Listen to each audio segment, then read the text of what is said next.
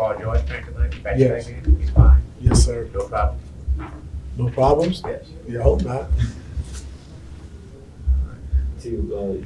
Yesterday being such a important game on the standings, just being able to defend like you did. What do you need to see on second night back traveling to just reduplicate that, validate that performance?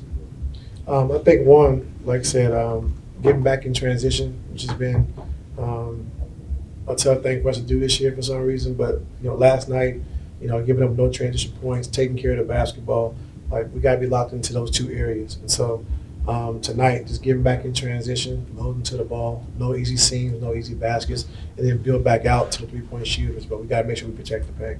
Obviously, you have to face the Bucks, so talking about them before Doc isn't really that relevant. Like, but seeing what Doc's doing with that team now, especially defensively, like, what do you kind of need to key in on, and how do you protect the basketball against a team that really isn't as interested in taking ball as, say, Minnesota would be? Yeah, I think making quick decisions. We know, Book's going to be in a deep drop, so we got to make sure we're taking our shots, our pull-ups when we get into the paint. When we get inside, like deep, like we can't challenge them at the rim. We got to make sure we're making the right plays and making quick decisions. So they are better defensively. They're getting better defensively since Doc has taken over, which we knew they would do. And so we'll just see what happens tonight.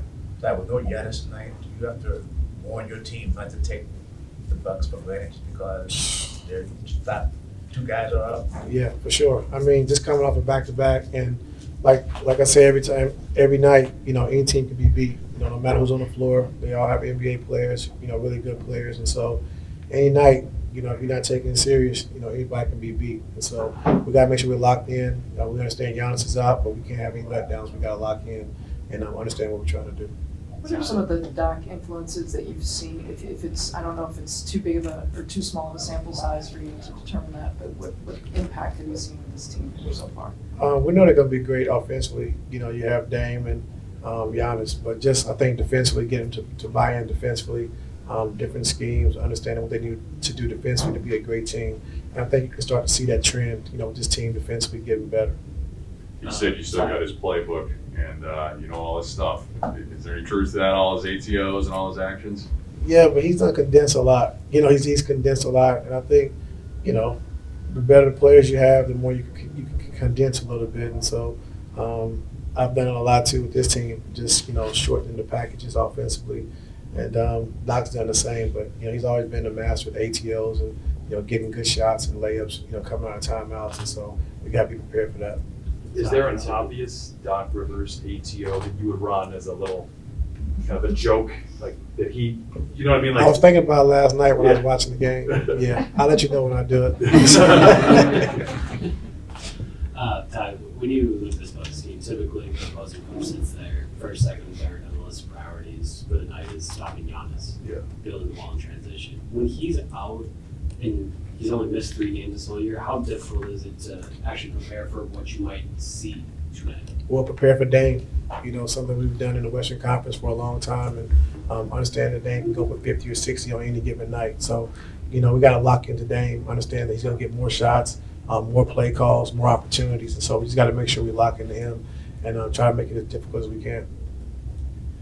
Just going back to Doc again, when you got James in November, obviously James had a lot on his mind, how he wanted to be used, and we had that feedback before when you took over the Clippers head coaching job. Like how much, you talk to Doc, I know that, but like how much do you kind of talk about, what works with certain guys that you're going to have to coach, and how much do you kind of just figure it out? Yeah, I talked to Doc a lot, about the James situation and just, getting his feedback, what he thought worked, what didn't work, and he just thought it would be a great trade for us, as far as just, and it pretty much was a no-brainer, getting a point guard who's been an MVP, who's won scoring titles, won assist titles, like he's done it all, except for winning a championship.